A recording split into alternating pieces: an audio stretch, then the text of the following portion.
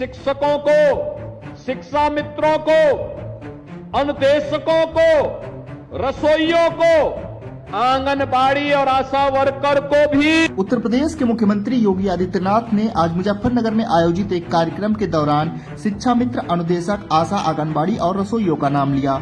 हाल में ही शिक्षा मित्रों और अनुदेशकों के मानदेय में वृद्धि की गई है। आपको बता दें, शिक्षा मित्रों को 1 अप्रैल से 18,000, वहीं अनुदेशकों को 17,000 रूपए मानदेय दिया जाएगा। जब से मानदेय वृद्धि की घोषणा हुई है, लगातार शिक्षा मित्र और अनुदेशक सुर्खियों में छाए हुए हैं। वहीं सरकार के तमाम आला अधिकारी और मंत्री, यहाँ तक कि मुख्यमंत्री योगी आदित्यनाथ भी लगातार कई मंचों से शिक्षा मित्रों और अनुदेशकों के बारे में अपनी सरकार की उपलब्धियों को बताते रहते हैं। इसी कड़ी में आज मुजफ्फरनगर में पुण्य श्लोक लोक माता अहिल्याबाई होलकर जी की प्रतिमा के अनावरण कार्यक्रम में मुख्यमंत्री योगी आदित्यनाथ ने शिक्षा मित्रों, अनुदेशकों, आंगनबाड़ी, आशा और रसोइयों को लेकर के क्या कहा, देखिए। हमने अभी शिक्षकों को, शिक्षा मित्रों को, अनुदेशकों को, रसोइयों को, आंगनबाड़ी और आशा वर्कर को भी 5 लाख की कैशलेस सुविधा उपलब्ध करवाई है, 5 लाख की।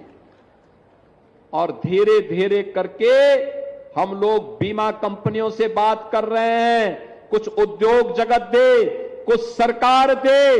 क्या हर श्रमिक को हम स्वास्थ्य की सुविधा उपलब्ध करवा सकते हैं जहां ईएसआई के हॉस्पिटल नहीं है?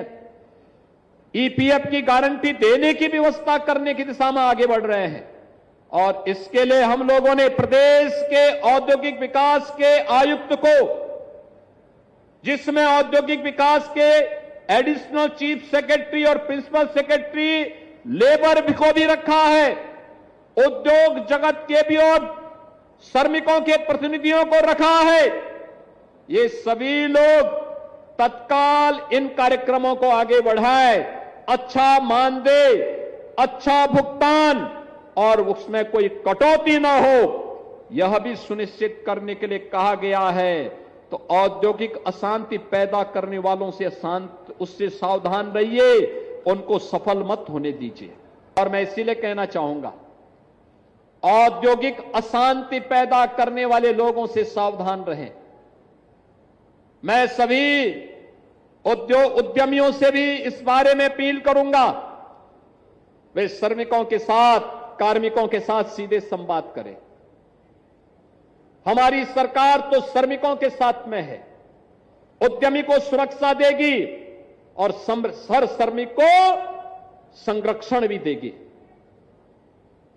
उनका उचित मानदेय देगी। हमने ऑलरेडी गत वर्ष ही कारपोरेशन गठित कर दिया है और गठित कारपोरेशन के माध्यम से इसी महीने उसकी सिफारिश लागू होने वाली है, जिसमें हमारा सफाई कर्मचारी हो, आउटसोर्स में काम करने वाला कोई भी नौजवान, उसको न्यूनतम मानदेय की गारंटी होगी। उसको जो गारंटी सरकार देगी, उतना पैसा उसके अकाउंट में जाएगा। कोई मीडिएटर उसके हक पे डकैती डालने का काम नहीं कर सकता है।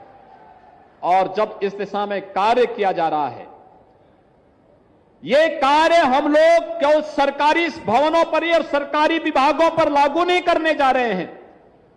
अगले कदम के रूप में हम हर औद्योगिक संस्थान को भी उसके साथ जोड़ना चाहते हैं, हर श्रमिक को सामाजिक सुरक्षा देना चाहते हैं।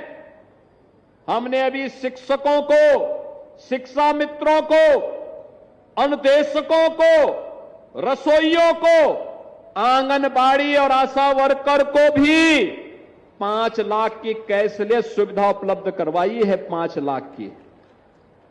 और धीरे धीरे करके हम लोग बीमा कंपनियों से बात कर रहे हैं, कुछ उद्योग जगत दे, कुछ सरकार दे। क्या हर श्रमिक को हम स्वास्थ्य की सुविधा उपलब्ध करवा सकते हैं जहां ईएसआई के हॉस्पिटल नहीं है?